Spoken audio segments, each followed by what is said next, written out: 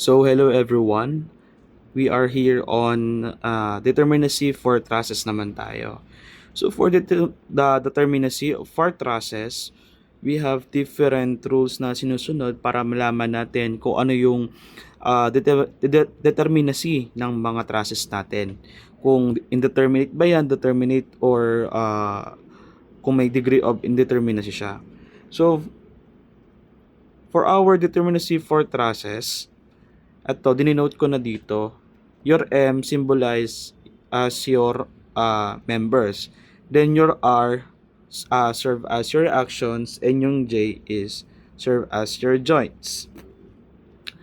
Parang pagkuha ng determinacy ng trusses natin, we have the formula of, general formula of M plus R. Ay, sorry, di kita. Ang iris ko lang. This is M plus R versus yung ano natin, 2J. Again, your M denote as member, yung R mo denote as your reaction, yung J mo denotes as your joints. Okay? Para maintindihan nyo lalo, let's try to solve some example. Okay.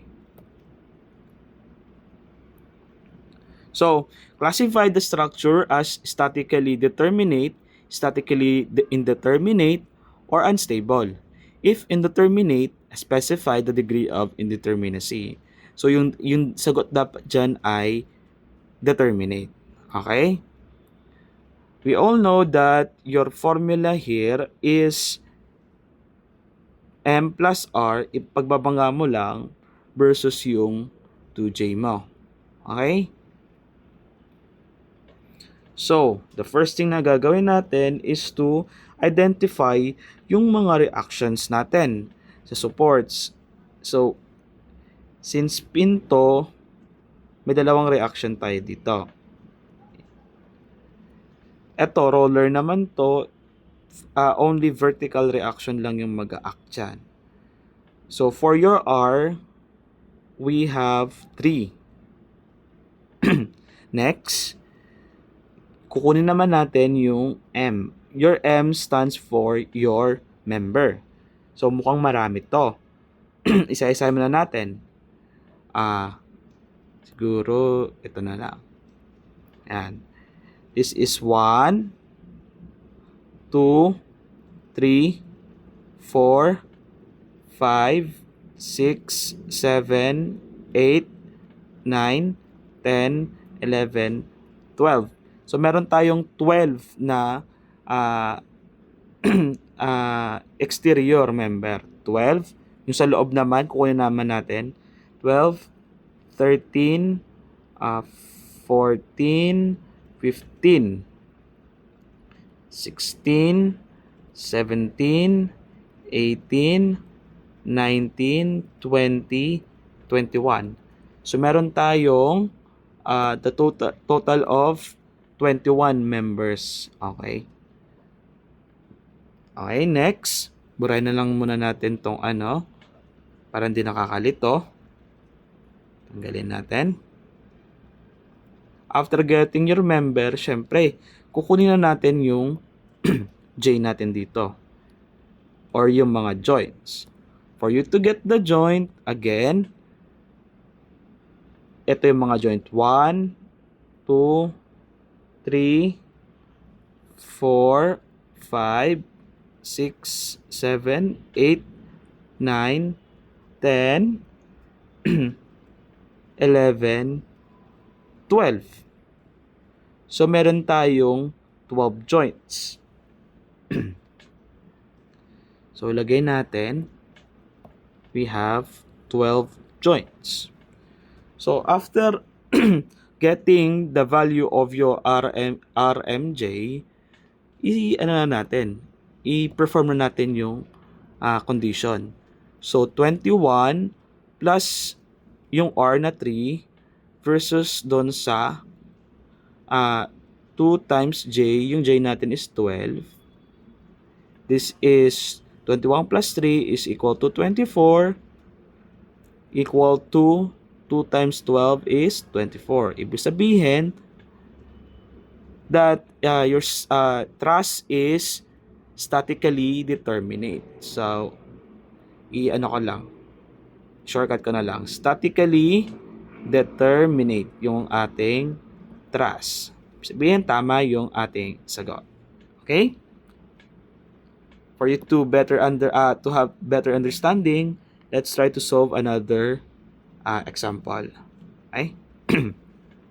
So, this one, may nakita tayong pin or hinge na support for both sides. So, we all know that your pin support, meron siyang horizontal and also meron siyang vertical. Pababa ko na lang to. So, ito. So, dalawang forces ang nag-a-act kapag pin support. So, let's write muna yung ating formula. M plus R versus 2J. Okay? Okay, first, let's try to find the value of your M, yung members.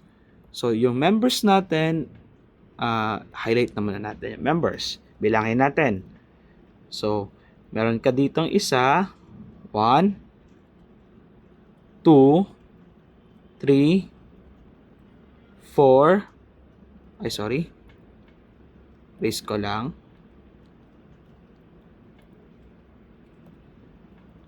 Ulit 3, 4, 5, 6, 7. So, may 7 kang members. Ulit, baka nalito kayo. Isa pa ha. For you to get the member, highlight lang natin to. One member is this.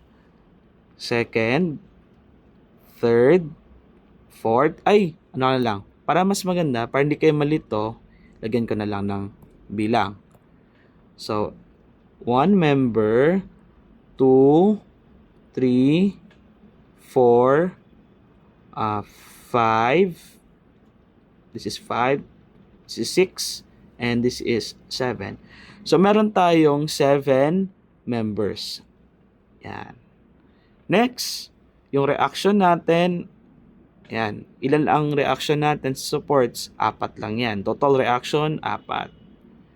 Next, need to find your joint or yung J. So, burahin ko lang to para hindi kayo malito. Yan. I know na tandaan nyo na kung paano kumuha ng mga members. Next, need to find your joint. Meron ka ditong isa, 2, 3, 4, and 5. So, meron kang 5 joint. Okay? Perform na natin yung ating condition. M plus R, so 7 plus 4 versus 2 times 5. So, 7 plus 4 is 11 greater than 10. Ibig sabihin, your trust is statically indeterminate with 1 degree of indeterminacy. 11 minus 10 lang naman yan. Ayan. Okay? Yan lang nang yan.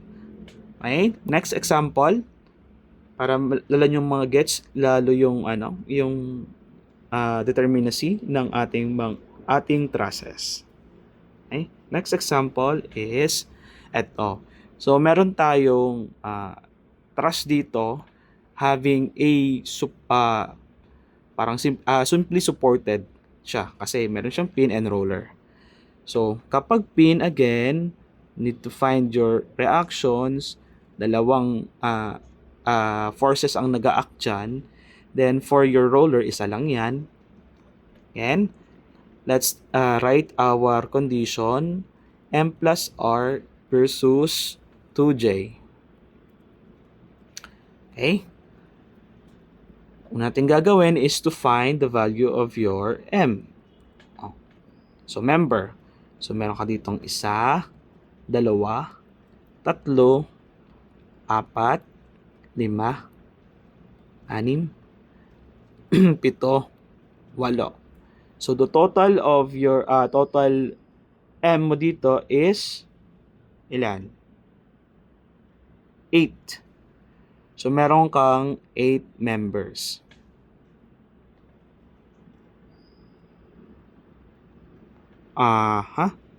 So wait lang. Ay, kasama pa pala to, guys. Baka malito kayo. Kasama to, yung total nito. Isang buo. 'Di ba? So 9 pala yan, guys, 9. Kasi 'di ba pinaghati-hati lang natin to. Ay, wait.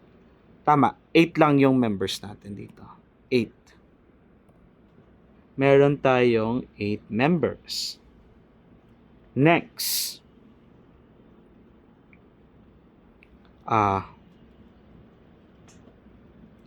Yung R natin, the total number of your R is 3. Okay? Yung J naman natin, burahin ko para di kayo malito. Your J, 1, 2, 3, 4, 5, 6. Meron kang 6 na joint. So, let's perform the operation. 8 plus 3 versus 2 times 6. This is 11 less than 12. Oh. So, bakit tawag dito? Bakit siya determinate daw? Since ang sagot natin dito is indeterminate. Indeterminate to with 1 degree of indeterminacy. So, bakit kaya, guys, determinate yung sagot dito? Okay? Tama naman yung members natin. We have 1, 2, 3, 4, 5, 6, 7, 8. Tama naman yung members natin. For your reaction, tama naman. 3 lang yung reaction natin. Okay? For your joint, meron kang 1, 2, 3, 4, 5, 6. So, meron kang 6. So, dapat ito ay indeterminate. So, mali ito, guys, ha? Hindi siya determinate. This is indeterminate, statically indeterminate with 1 degree of indeterminacy. Okay? Kasi, your condition satisfies that 11 is less than 12. Magiging determinate lang to kapag naglagay tayo ng kapag naglagay pa rin tayo dito ng member, magiging pa rin siya. Magiging indeterminate pa rin. Okay? Yun lang, guys. I hope namin natutunan kayo for our topic for today, all about determinacy for trusses. I hope na na-explain ko na maayos sa inyo and hindi kayo mahirapan sa at matandaan nyo yung condition natin for trusses. Iba ang condition natin for beams and frames and iba din ang condition natin for trusses. Madali lang na matandaan yan. M plus R versus 2J lang naman yan. Yan lang naman. So, ayun nga, guys. Stress-free stress. Strong concepts with zero stress. And yun lang, guys. Thank you and good luck.